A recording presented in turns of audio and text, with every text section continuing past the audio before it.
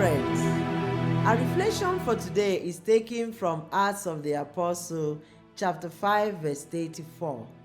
The text reads, "But a Pharisee in the council named Gamaliel, a teacher of the law, held in honor by all the people, stood up and ordered the men to be put outside for a while."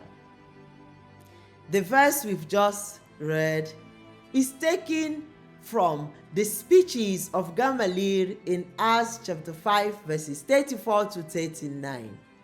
In the wake of the post-resurrection appearance of Jesus, the disciples have begun proclaiming the news of Christ's resurrection, teaching in the name of Jesus, spreading their teaching throughout all Jerusalem, and trying to blame the Jews for the death of Christ.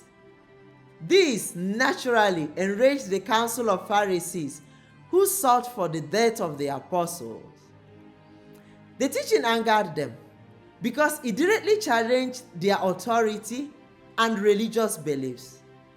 In response to this tension, the wise and prudent Gamaliel stood up and warns the council to stay away from a mission that may be counterproductive, that in the hope of fighting for God, they may end up fighting God. Gamaliel has been praised not only for his words of prudence and wisdom, his moral strength to prevail against sentimental judgment, his ability to remain calm and thoughtful even in the face of pressure, but also for what is called the Gamaliel principle, that is, the principle of observing with patience the long-term impact of actions and teachings to determine their divine origin. These positive traits of Gamaliel can be summed up with a discussion on the use of criticism. That is, how our criticism could be destructive or constructive. A criticism is destructive when someone's judgment about others' merits, actions, or failures tears them down instead of building them up. Our criticism could also be destructive when it becomes abusive, manipulative, peripheral, stereotypical, and sometimes stupid, because we either lack a full knowledge of what we are critiquing, who we are critiquing, or we don't even understand ourselves.